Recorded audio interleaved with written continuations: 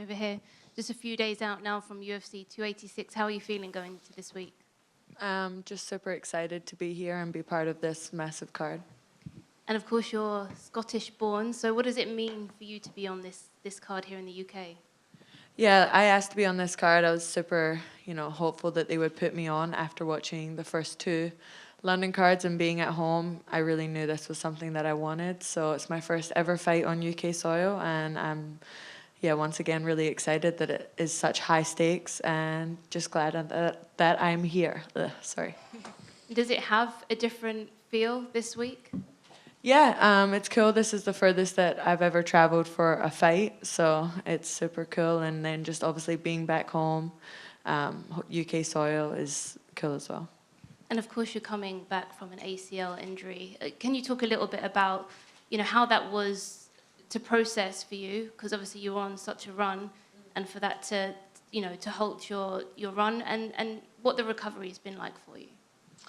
It was hard at the start, obviously, never been injured like that before, never been out for that long, but I just took it as a learning opportunity and rehabbed as hard as I could, and, I'm back a lot faster than anybody said I would be, so I think that just proves who I am as a person and what I'm willing to go through to be here and to be able to fight. And Jennifer Maia, obviously ranked number 8 in the division, she's fought for the title previously. What did you make of her as an opponent for your return? I asked for this fight. I thought it would be a great fight for me. Before I got injured, obviously, I was going to fight Jessica Ai, who was a former title challenger who had fought for the belt. I thought that was a good next step for me, so Jennifer Maia was a good opponent, and yeah. Why specifically did you ask for Jennifer Maia? Was it because, looking at her record, everyone she's lost to has been champs or former champs, so do you just view this as a good test for where you are in your career? Yeah, I wanted to fight in the top 10, and I wanted to fight someone who'd fought for the belt, so she didn't have a fight, and I was at her fight with Marina Moroz, I think, so I just said to Hunter, hey, I want this fight in London if we can do it, and he agreed and did it for me. So you were eyeing her in that fight, specifically? I wanted anyone, but yeah, it just seemed like it was a good timeline and a good opponent. She has a lot of submissions and knockouts, but most of her victories have come by decision. So when you're watching her fight, she kind of has this ability to pull her opponents into her game plan and kind of fight out of their element. So I guess what do you bring to the table that maybe her past opponents haven't?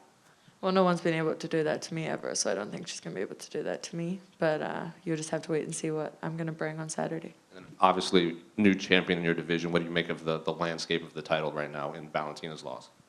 I thought it was very exciting. I'm happy for Alexa. She's a super nice person, and that was a super awesome win, the way that she finished her, and it just makes the division more exciting, more eyes on the division, and the rematch is going to be awesome. Good. Casey, Sorry. Down here. Oh, yeah.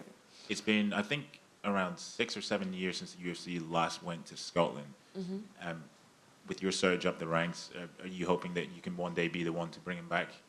Yeah, I would love to fight in Scotland. I'd love to be high on that card, if not bring it to Scotland. So I just got to keep winning, and hopefully they'll take it there. And I'm assuming it would be Glasgow, right? You're from Irvine, so not too far, right? Yeah. So talk to me about how potentially it would be to headline a card in Glasgow. That's definitely bucket list type of stuff. So I just got to keep working, and hopefully that's in the future. Cheers, thank you. Hi, Casey. Strawweight's kind of been seen as historically one of the best, the best kind of women's division in the UFC. But now with Grasso winning, with the likes of yourself and Erin Blanchfield doing so well at flyweight, do you think flyweight is now the most exciting division for women in UFC and in MMA in general?